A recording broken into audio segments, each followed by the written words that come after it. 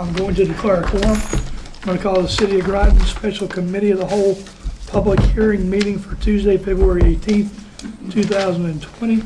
Clerk Patrick, please call the roll. Present are Mayor Keith Hedrick, Councilors Lisa McKay, Reginald Stanford, Guinevere Depot, Minerva Ortiz, Richard Carter, Clerk Deborah Patrick, excused as Deputy Mayor Jamal Beckford.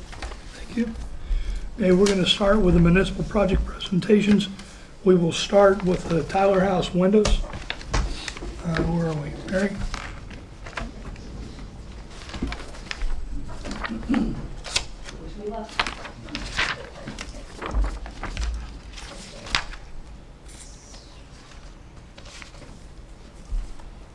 So as you all know, 2 years ago we replaced windows at the Tyler House in the decking, and some of the third floor hasn't been completed yet, and some of the windows on the first floor. Hold on, Mary, can we get you to get the microphone and then turn it on and then use that so we can capture it? Should I have to start over? Yes, please. Okay. Sorry, but that way, Sure. for the viewing audience and when we go back to tape it for YouTube. Okay. So I guess I should introduce myself too, right? Mary Hill, Director of Parks and Recreation. As I stated, about 2 years ago, we replaced the decking and some of the windows at the Tyler House. We'd like to finish that project. The lower windows around the concession stand and some of the upper windows on the third floor, like this decorative one that's up and looks over the ocean view. We have some woodworking trim work that we'd like to get done along with the windows. And why that's coming about is because we have to rent a lift to get to that third floor to get those windows done.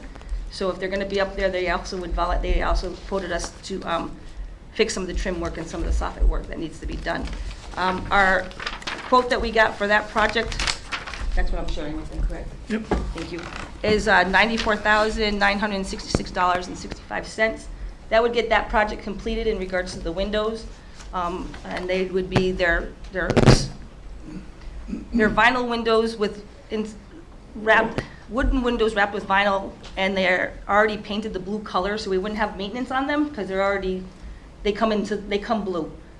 So it'd help with maintenance, and it would pull the whole building together and get that project completed so that building looks cohesive.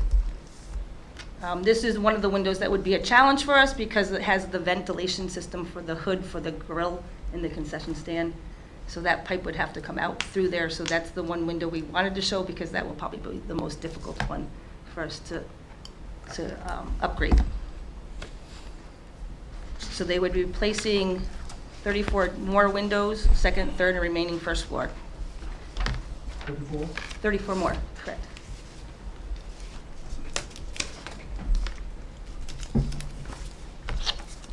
Okay, Mary, next one. Next one. So the next one, we got a quote or an estimate to refurbish. I'm going to refurbish the restrooms at Eastern Point Beach at the Tyler House. These are existing stalls and floors in the women's room. Sorry, I don't have pictures of the men's room. What would happen here is we would remove all these existing partitions, the hardware on the floor, the dressing room areas, any place that there's a partition. They would do any work on any of the wall areas that need to be upgraded. Like there's areas in the women's room where there's rust coming through in some of the corners, and I believe where the sheetrock came together. Get it all cleaned up. We would go in and paint it. They would come in and put a new floor down, and then they would put vinyl partitions, which they call them vinyl, but it's that recycled plastic, so they won't continue to rust and pit. The closures would be a material that wouldn't pit and rust as they are there year to year. This would be in both the men's and the women's room. They would also replace the two doors leading in, the door leading into the men's room and the women's room to vinyl doors, so those won't continue to rust also over the course of time. Part of this project would also help us be able to paint out the hallway area leading into the restrooms and look at the floor of that area also. We're also looking to paint, well, we're going to be painting, we might as well take care of the office space. A lot of the office space is already taken care of when we did the window replacement on that first floor, because the counter spaces that were in there what holds the windows in place, so that kept them, those have all been replaced. So that would be some painting and looking at the ceiling tiles. Let's see if we can now get those upgraded. And that would be an estimate of $27,009.25. It's an estimate, so hopefully, it might cost a little more when we'll figure that out as we go. One of the things that we looked at is, we looked at the toilets and the fixtures and the sinks and things like that, and those appear to be in really good shape. The stalls, because they're exposed constantly to the salt air, have come under attack with rust, and you've seen them when they're down there. So what we're gonna do is the replacing of them and replace them with a composite material should prolong the life of this, and we shouldn't have to come back anytime in the near future with this. And while we're there, we're gonna paint it out. We'll do the floors. There are a couple of spots where the sheetrock is starting to crack and peel. We're gonna fix that too. It's just a basic 100% refurbish on this. Councilor McKay. When you say do the floors, are you talking paint the floors, or what are you planning on doing to the floors? Sorry, I have my contacts in today, and it's the wrong thing to do. I saw new poly mirror floor tile. It's gonna be more of a tile composite. Oh no, sorry. Oh yeah. Mayor, can you grab the microphone? Really? Me and a microphone, really? So yeah, it's gonna be almost like a tile, but it's gonna have the texture on it so people won't slip and fall. Hence why the conditions of the floors now are rough, so that when people go in with wet shoes or wet feet, they don't slip. That's good. Yep. Thank you. Okay. Council, anything else for Mary? Okay, thank you, Mary, I appreciate it. You're welcome. Let me close this down.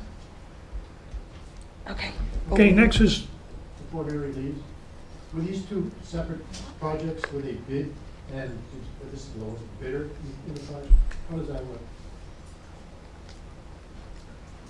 So the window project, we are going with the company that we used before, so that way that we, it's same's the same. So we've gotten a quote from them. As the bathroom project, it's an estimate, so it would definitely have to go out to bid at some point. and we will go out with a low bid. Barbara? Where are we getting the money for this, and how come it wasn't done years ago? I cannot answer why it wasn't done years ago. It's been on my list since I've been here. Mine too. This is, well, then we'll both be happy together. Then what we're gonna do is, this is repurposed bond money that was originally pulled for the Colonel Ledger building. We have bond money that is left over. So all I wanna do is I wanna repurpose that money for these projects that you're hearing about tonight. This is not new money. Granted, it is taxpayer money because it has already been bonded, but what we're doing is we're repurposing that money. So I want to be very clear, it is not new money. Right? It's not. I mean, it's money we already have, but I have to get Freeman's permission to repurpose bond money. Okay, anything else for Mary? I know, Deb, I'm deviating a little bit. All right, thank you, Mary. Thank you. Municipal building windows, doors, and landing. Tim? Barbara? My subject is again about the tile house, but I'll wait.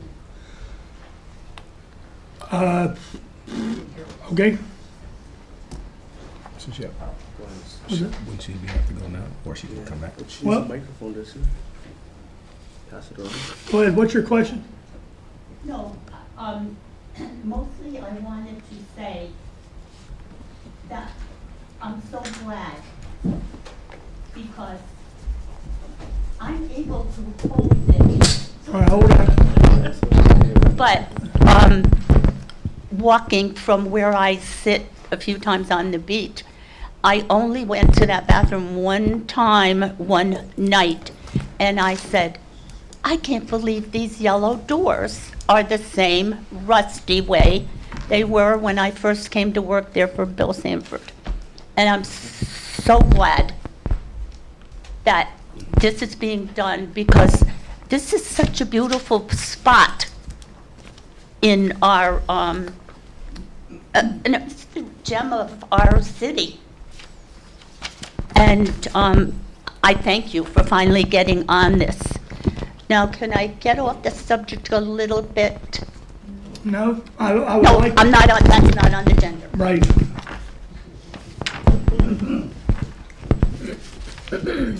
Okay, Tim, you ready? Yes, I am. All right, this is on municipal building, windows, doors, and landing. Tim Umbridge, Public Works Director here in the city. All 3 projects, or 4 projects I'm about to show you, will have to go out to bid. The first one up on the screen here is the front entrance.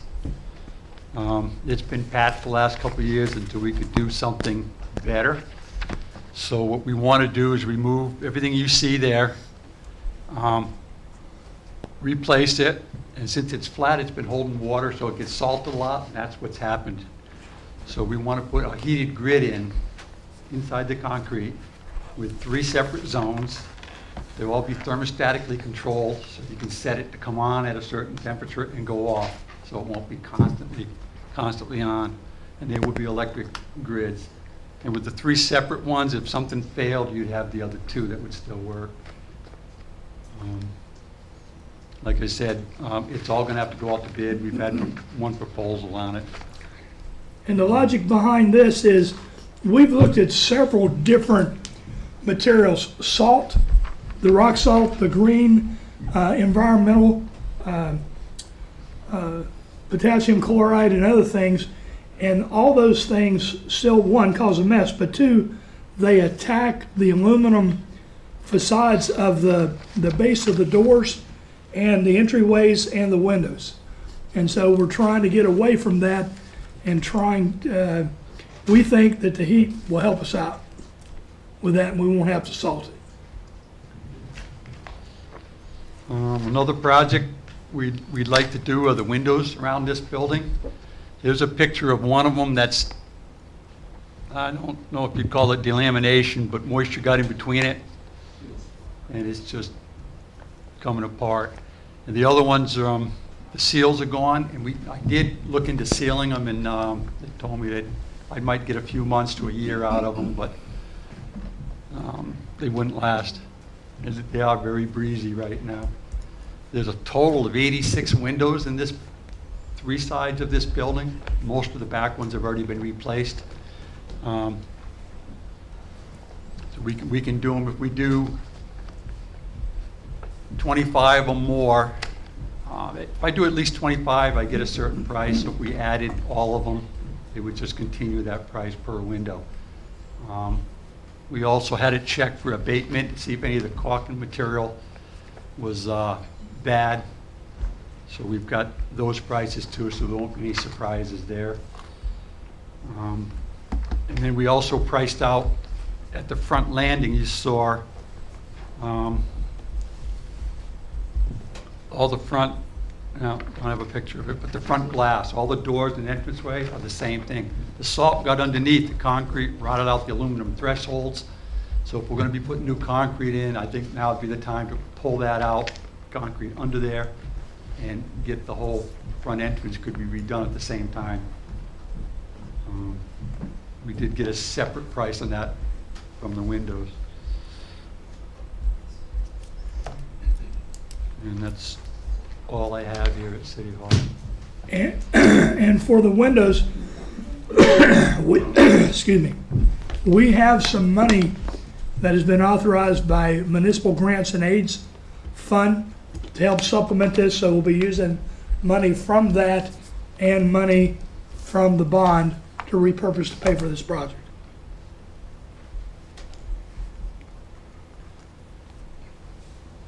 Okay, thank you, Tim. Okay, please, Kevin. We're doing these windows, granted a lot. Thank you, Joe.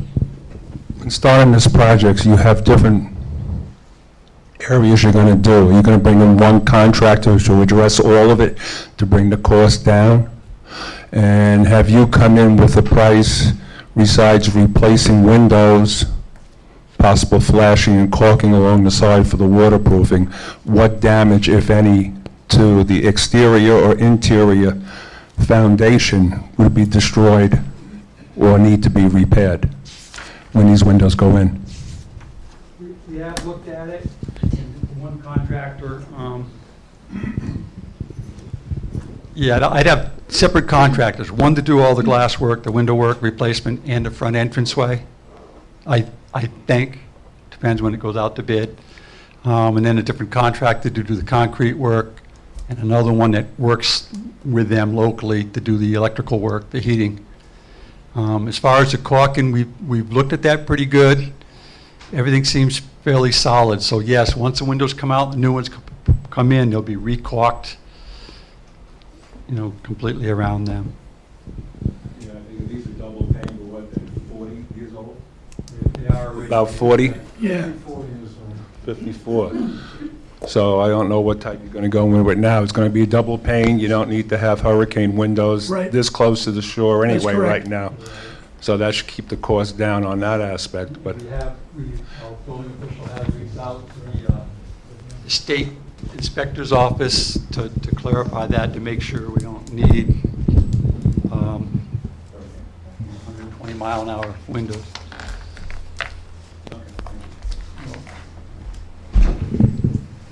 Thank you, Tim. All right, the next one is the police dive locker asbestos abatement.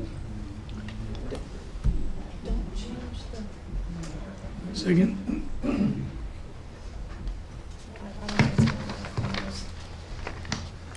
Well, what we can do is when we'll put this out on YouTube, and then we'll put the slide presentation up. And then people can look at the YouTube and see the slide presentation on the website. Good evening, I'm Carlton Smith, City of Groton Building and Zoning Official. This is previously known as the dive locker room. It's not the dive locker room now, it is our communications room that comes in on there. Some people do know about it downstairs, so I'm just showing you in case you could see that. This is the room interior. Above that ceiling, that drop ceiling that's there, is sprayed on intermittent spray, which has asbestos in it. It has the highest percentage of asbestos of all the asbestoses. It's up there in the 7 and 8% centile of that. We've had 2 collapses over the last 10 years of the ceiling falling down due to vibrations, due to something that we don't know until you open the door, you find the ceiling down. And we've had 2 major cleanups because of that, where we've had to bring in contractors after hours immediately to make sure that we contain the product that was above the ceiling. The project is asking for $100,000. We have gone out to bid with this. Our low price is $64,000 to remove the asbestos. It has to be done. It's all handwork. It's all hard labor work. It gets scraped off. You got to go in there and spray it down, get it wet, and then scrape the product off. As I said, it's our communications area. This is one area where there is communications to this. We have to go in, and the reason the price is so high, we have to go in and protect all these areas with some type of waterproofing as well as cooling at the same time, because all these devices work off the cooling side of the room. I'm just showing you the room from the other side, and you can see the amount of communications that is in there. What I'm showing you here is an area of what this is, an intermittent spray that doesn't have asbestos in it, that is downstairs in the basement currently. It had been removed at one time, and another intermittent spray was applied. And this is what it would look like if there was no intermittent spray on there. You can see in this picture here, we had to put a sprinkler system in to take out the intermittent spray product. In our previous picture with the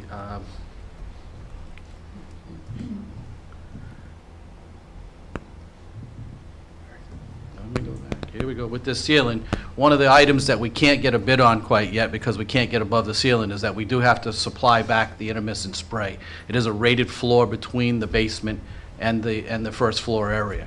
The area is well needed because we've had so many contractors that have wanted to come in and drill in this particular area to get communication devices down into there, and we have had to make lots of other means to make the product happen. We've almost, probably doubled sometimes the runs that we needed to do to get around this one room because of the asbestos.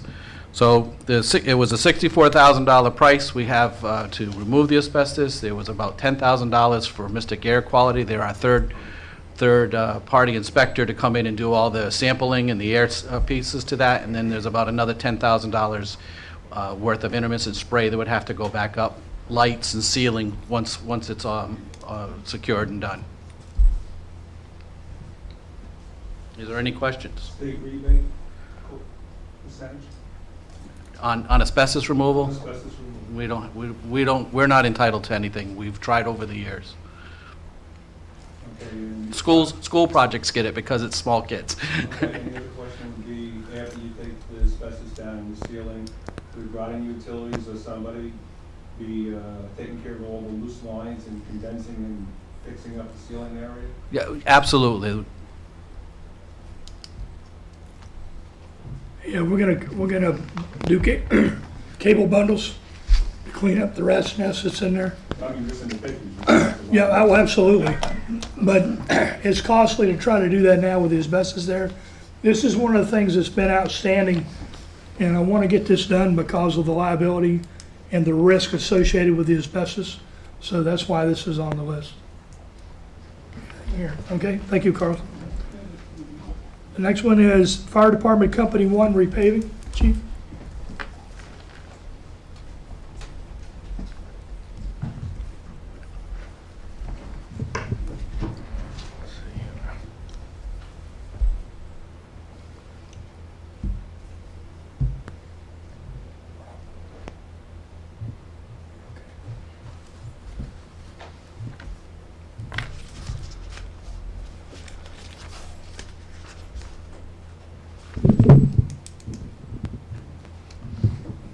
Come on. All right, good evening. My name is Robert Tompkins. I'm the fire chief here in the city of Groton. And tonight, the project we're looking to do is to repave Company 1's parking lot and front apron here. It also would include, and I'm sorry I don't have pictures in there, the threshold for the two garage doors that you see in front of you, Bay 1 and Bay 2. We renovated Company 1, which we finished finally. It was kind of a long project, doing it a piece at a time. We finished a few years ago, and there was no money left at that time to pave. So we're trying to get that done now. The two thresholds are original to the building, which was built in 1966. So you can imagine over time the door coming down and as everybody else talked about, the water and the salt and such getting underneath the threshold has popped it up in Bay 1, and we've tried to patch it, but it doesn't hold. The two trucks coming out of there are 25 and 40 ton respectively. So what you can't see very well in this picture is that the front ramp is rotten, where those trucks come in and out every day, multiple times a day, over multiple years. We haven't paved this parking lot or front apron in, I think, over 20 years. They did skim coat it, and you'll see as I move through the pictures in the back, you can kind of see how the skim coating is going away. The very bottom of the driveway was so bad that the highway came and patched that for us because it just had ginormous ruts and was damaging the vehicles and such heading into the back. And in this is part of the front. With this project, when we are done paving, we'll also have some parking down front. There's no real parking down front. We'll make sure we get a handicap spot in there. There's only stairs from the first floor to the second floor. There's no way to go upstairs, downstairs. Upstairs is, you know, the kitchen and things like that, but downstairs, there's no place for the public to park unless they park up back and then try and come down front. So we're going to get a parking spot, so that's easier, or two, actually, is the hope. We did put a ramp in the back. That was part of bond money, or I'm sorry, grant money that we received. And, but they patched it in. The patch is starting to heave, and these are just pictures of the condition of the back parking lot. You can see the size of the cracks. You can see where they skim coated it, and now it's coming up. So we're, it's only going to get worse. It's a trip and fall hazard, and we're trying to get the project finished up. Again, there's a patch here. This is where we put sprinklers in the building through a grant 8 years ago, I believe. And the patch is still here, but it's becoming, you know, uneven and causing a problem.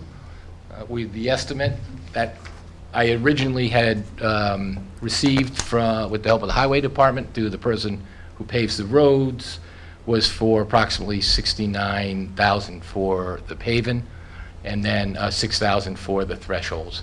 And then there was a contingency put in there, so I had originally asked for $82,500 to do the whole project. I have reached out to a couple of contractors to get a better estimate, and I think it's going to come in below that number. But of course, it would have to go out to bid. It's, you know, we're just getting a rough number for everybody's purpose. Any questions? Kevin? Yeah, about the threshold, why don't you go with concrete and rebar over there? So you're not keeping the asphalt all the way up to the doorway. So when they come down and when the trucks are going in, you got a stronger base there, for one. Chief, that's concrete and metal, right? Isn't it? Yeah. Okay, hold on. Okay, and you say there's heaving. I didn't see much here. I see the cracks and the linears and things like that in some of the edges, but I guess with the price of 69 estimated even lower, it's not too bad compared to just leaving some of it alone or milling. If your numbers are going to stay in around that area, I would just go with the whole thing too then. Yeah, Chief, you want to explain what we were just talking about, the concrete at the base of where that door comes down? Yeah, so in the estimates that I just received, so the front apron would have a much thicker base.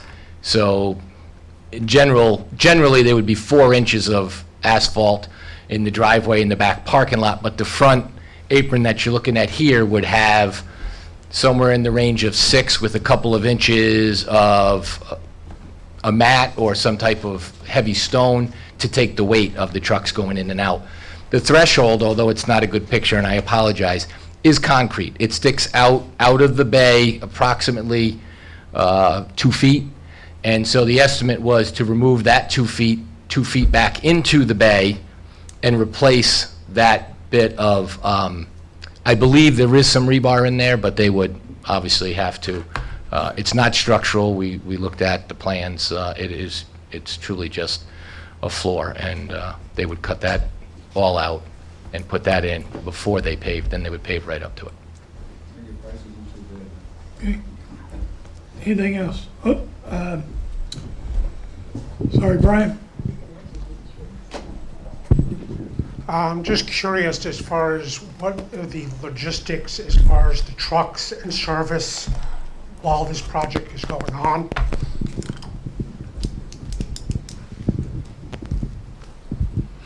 Yeah, we would have to work out the logistics.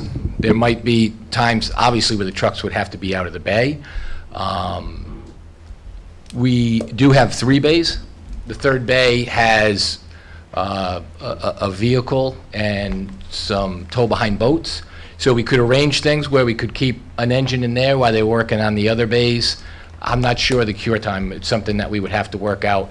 The front apron could be done, I was told, in the estimates, in a day or 2.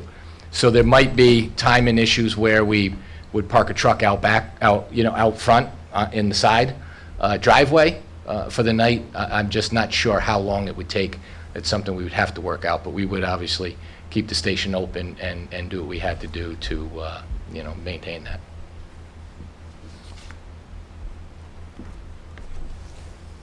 Okay, anything else? Okay, thanks, chief. And lastly, we have the police locker rooms.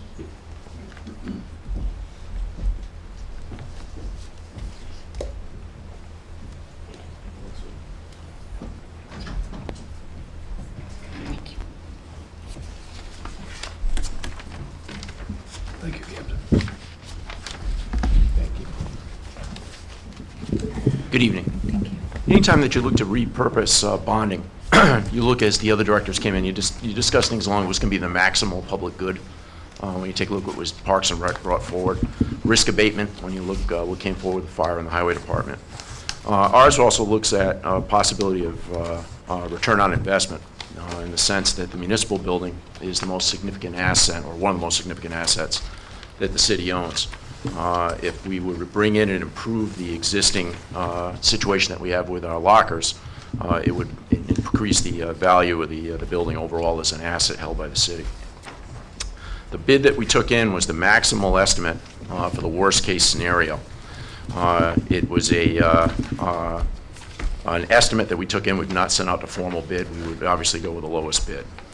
We looked at the men's and the women's locker rooms. It's a total of 3 rooms that we looked at. The officers under Title VII each have separate locker rooms for men and women. This would make us truly Title VII compliant, and that the same locker would exist for a male officer as a female officer.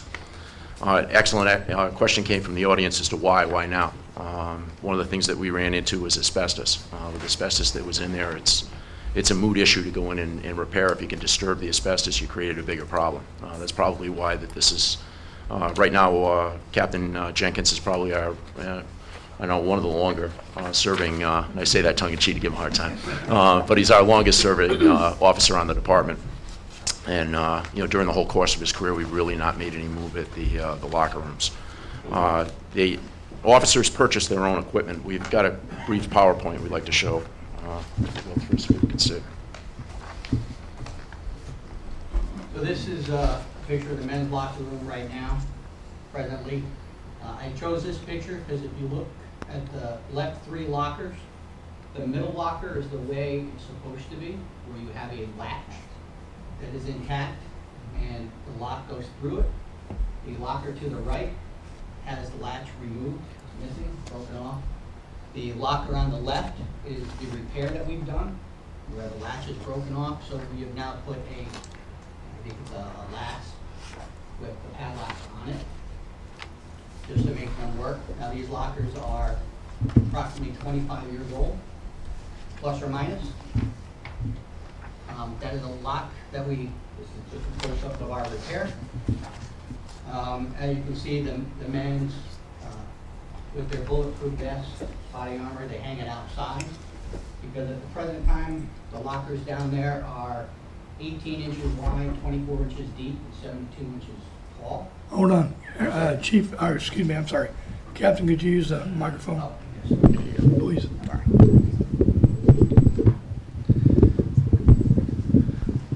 So with the size of the lockers right now, it's very difficult for them to put in they have their gun belt, they have their weapon, they have their boots, they have their uniforms, they have their body armor. And in the summertime especially, when you're wearing all that stuff, it gets perspiration on it, it gets wet, and you have to air it out, or it's going to get moldy and mildewy and just deteriorate. If you notice on the carriers, can I borrow that so Yes. you notice on the carriers that we have, we get a grant to purchase the bulletproof vests for the officers. The carriers purchase through their uniform allowance.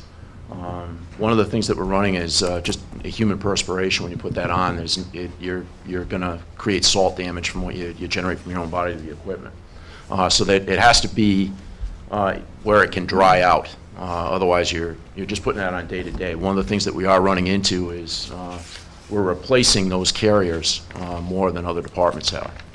The equipment that we're getting out there, and there'll be another slide I want to show you that we want to get the maximal bang for our buck for the taxpayer when we bring things in, that our equipment can last longer, and this would assist us with that. Now this is the male locker room downstairs. That's an individual room of itself. It'll have 22 lockers in it. Now, this is the women's female locker room. This has probably been here since the building was built. Those lockers that you look at right now there are 11 of them built into the wall, and they are 12 inches by 12 inches. So you can't even put a coat hanger in there right now. So the female officers, including the sergeant and the corporals, have to make do with those little tiny lockers with all their stuff, but they have overcome and adapted. And what they have done is they brought in different lockers, which we have out in the garage that they brought in themselves, and purposed those. And these are 18 by 18, just to get some more room. So nothing's been changed in this room since it's been built.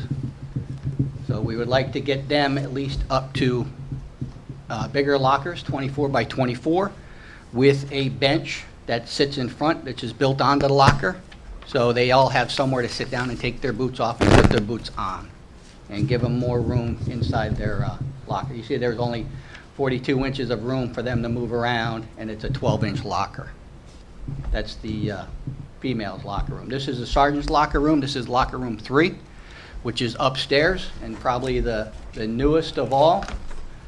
I don't know how long those lockers have been there, but they are in obviously better condition because all the latches are still in place. They're the least used, but as you can see up top on the orange suits is what the chief was talking to or mentioning about. Those suits are for our dive group, and we acquired those free of charge to the city of Groton, but we don't have equipment where we can hang them. We're putting them drying them out, put them in a plastic bag, and hold them up for a qual. With the new equipment we have, we'd be able to have an area where we could stage that and have that ready to go. What concerns me is you get modern equipment, you get good stuff in, and this. I started out in law enforcement. We didn't have a portable radio when I came in for the state police, and we've got it, but the equipment that's going on more and more, you should see the computers and whatnot we're putting in the cars today. The captain and I were discussing vibration on a modem in a police car so we can remain connectivity with transmission and information coming over the internet to officers. We're going to body cameras with our personnel that are going to be working for us. What I'd like to have is have the ability to store it properly, get it so it lasts as long as we possibly can get it to last, and really modernize the operation. The other thing too is that we're all competing for personnel today. The number of people that are putting in to become a police officer are getting lower and lower all the time. Might be a recruitment tool, and it's a message that officers are cared about, and that they have the ability in a locker room. People take great pride in making sure. I mean, I look at our women officers that went out and brought in 3 functional lockers. They take pride in what they're doing. I want to encourage that. That last photo of the dive gear, we need that to last longer and stay in shape. We get the stuff that's coming in for free.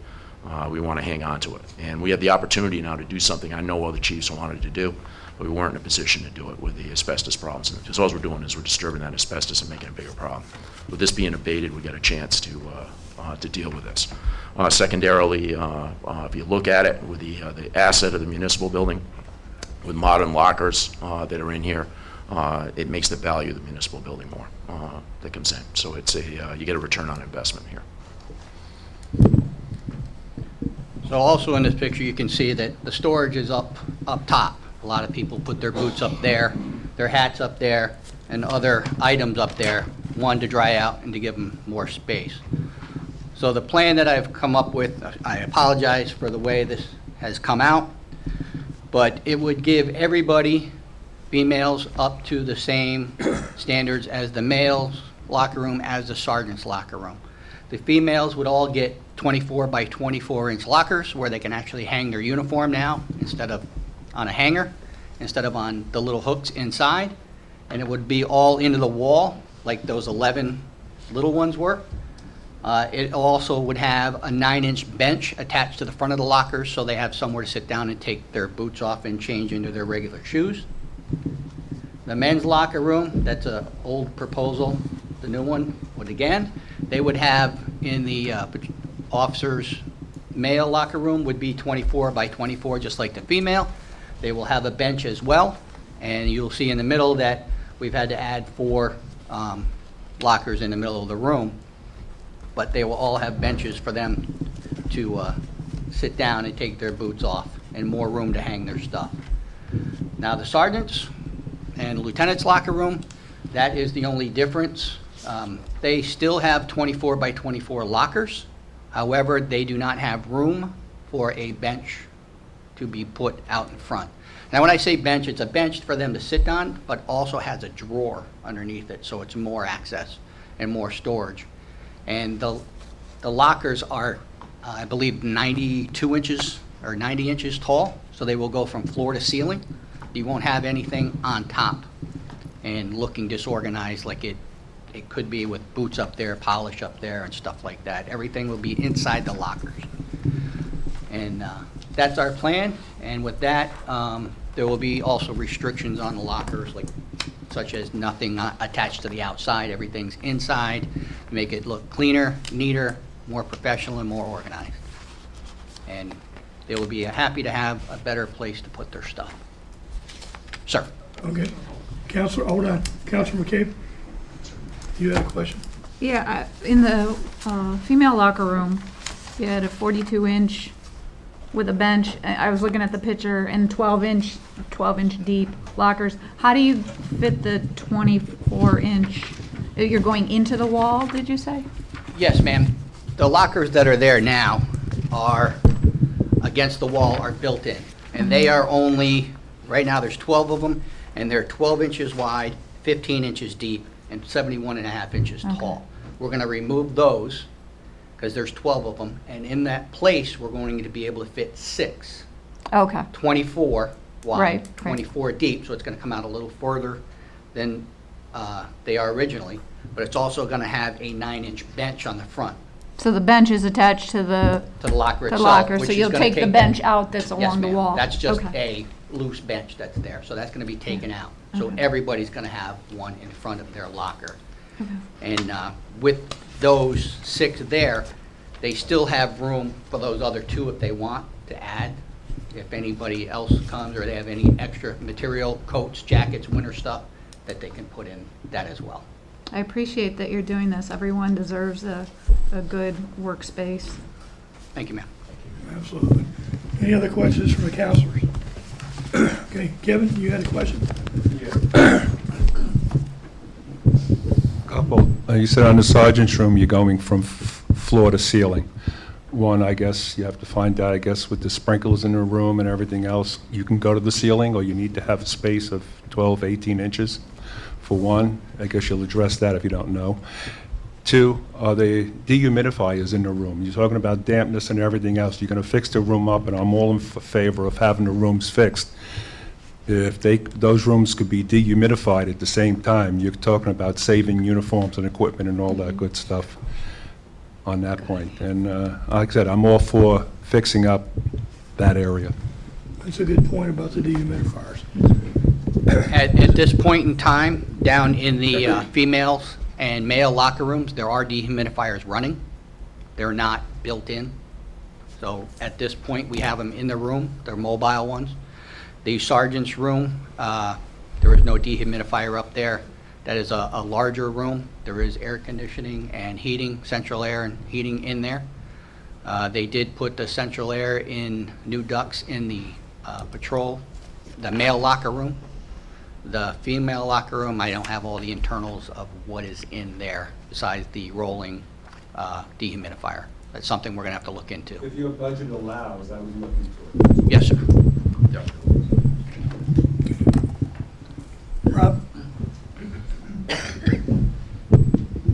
I sympathize with you because in looking at your slide pictures, those lockers are the old leg stand lockers that I used to use at Fitz Senior High School when I graduated in 1965. And your need for expansion is for these lockers just alone. You can see the reason why you're upgrading. these new lockers you're putting in, are they going to be standing up type lockers, or you're going to build them right into the walls like you see in the high schools? We have them fixed, and the beauty of that.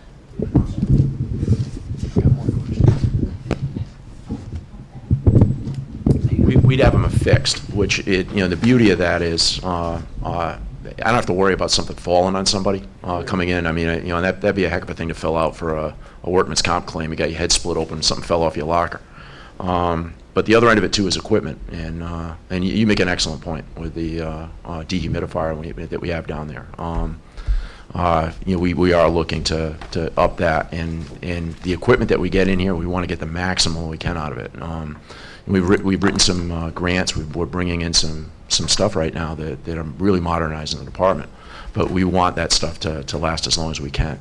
The other thing we looked is for value in this, in the sense that it's a 20-year fix with what we have in there, so that we're not kicking the can down the road for 5-6 years and let somebody else worry about it. No, we're looking to get this fixed so that we're leaving something so it's significantly better for whoever takes over for the two of us. So that that's something we're looking at, and at the same time, it does add value to this building. If it's a fixed asset and you have to do anything with it, say you want to build a brand new municipal building 20 years from now, you could market this with a new locker system that's downstairs, maybe to similar to what they did with the repurposing around the corner over here with the school. That's all things that we're looking to do. Basically don't kick the can down the road. We're looking at, to be a solution for the community. Any other questions? Okay.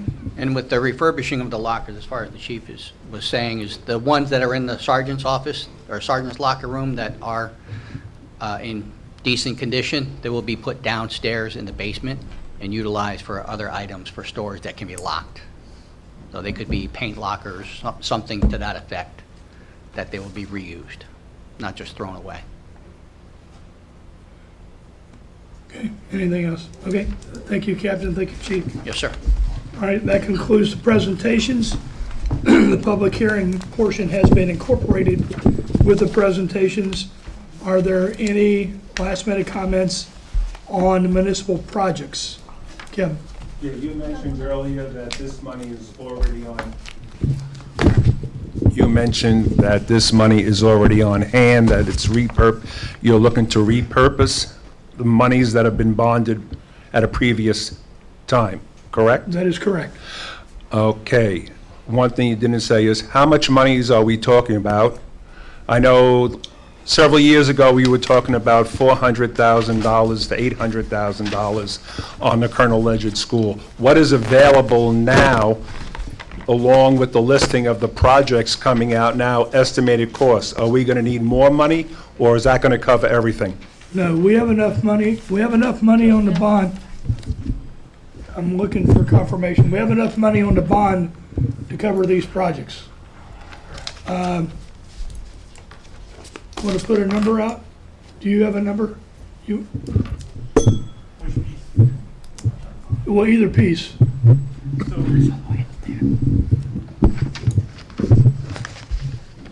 So currently, there's approximately 1.4 million left, and that includes the repurpose of the 400,000 that we did back in 2016.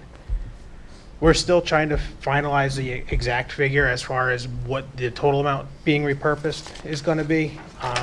It's looking probably between 500,000 and 600,000 for all of these projects with putting contingencies in. So that's kind of just a rough estimate. We're still finalizing that, so we don't really have a final number. That'll come through when we do the resolution. And is that in addition to the municipal grant and aid money that we have for the windows? That is taking into account already. Okay, that's taken into account, Correct. okay. Because we do have some money there. I think it's around 200 and something thousand dollars. Am I close? Just over 300. Oh, just over 300, sorry. Okay, did that answer your question? Yes. Okay, are there any other questions? Okay, with that, I'll take a motion to adjourn from council. So moved. We have a motion, yeah, Second. and a second. We are adjourned.